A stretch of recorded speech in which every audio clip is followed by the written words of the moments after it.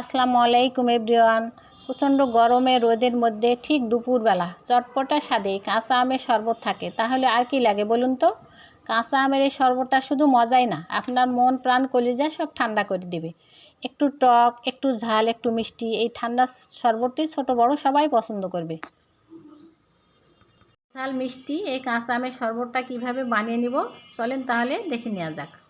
প্রথমে আম তিনটাকে আমি ধুয়ে নিয়েছি, এখন এগুলোকে ছিলে নেব।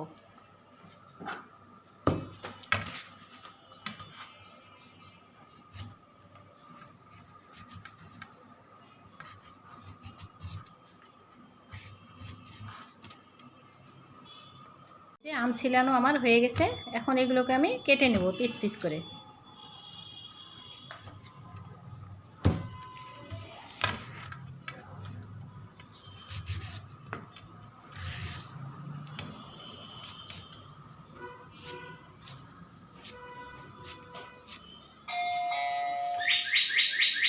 এই যে এভাবে আমি এগুলোকে কেটে নেব।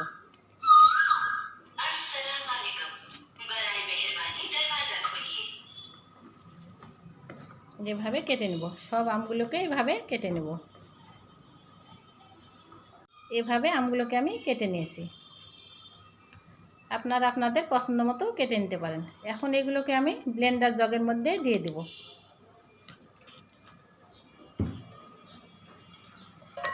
দিয়ে দিলাম আমগুলোকে।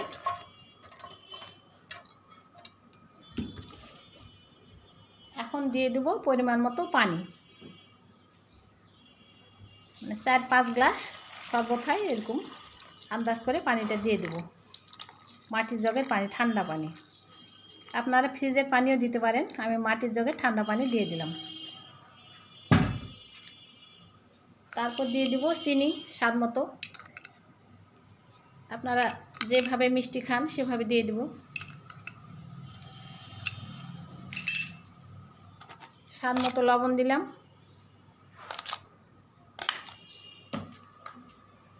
এর মধ্যে দিয়ে দিলাম ঝাল বিট লবণ, এটা আপনারা অবশ্যই দিবেন স্বাদটাকে বাড়িয়ে তোলার জন্য।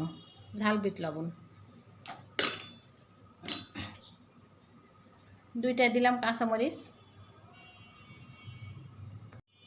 দিয়ে দিচ্ছে এর মধ্যে পরিমাণ মতো একটু পুদিনা পাতা, আপনারা ধনে পাতাও দিতে পারেন। আমার পুদিনা পাতা ভালো লাগে সেজন্য আমি পুদিনা পাতাটা দিয়ে দিলাম। এখন ঢাকনা দিয়ে ঢেকে দেব, দিয়ে ব্লেন্ড করে নেব। লেবুর রস দিতে ভুলে গিয়েছিলাম, 2 পিস লেবু চিপে দিয়ে দেব সুন্দর ফ্লেভারের জন্য।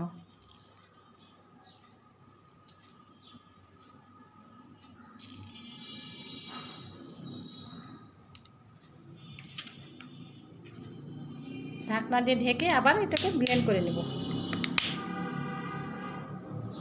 ব্লেন্ড করা আমার হয়ে গেছে, এই যে ব্লেন্ড করা হয়ে গেছে। এখন এটাকে সেঁকে নেব।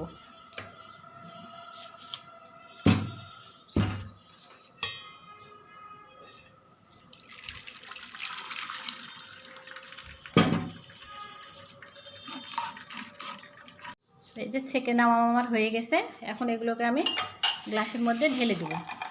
ঢেলে দিয়ে পরিবেশন করব।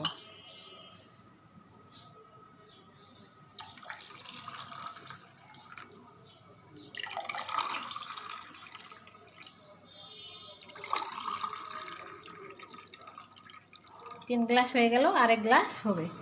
3টা আম দিয়ে 4 গ্লাস শরবত তৈরি করে ফেললাম। বাকিটা আমার ঢাললাম না। এখন আপনারা যদি ঠান্ডা খেতে চান তাহলে আইস কিউব দিয়ে দেবেন।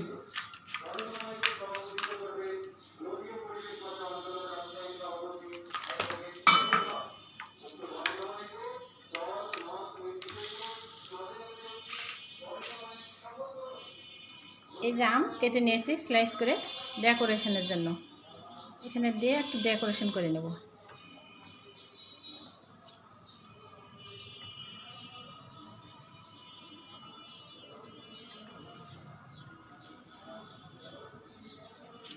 দেখলেন তো, খুব সহজে হয়ে গেল আমার ঠান্ডা ঠান্ডা মন প্রাণ জোড়ানো কাঁচা আমের শরবত।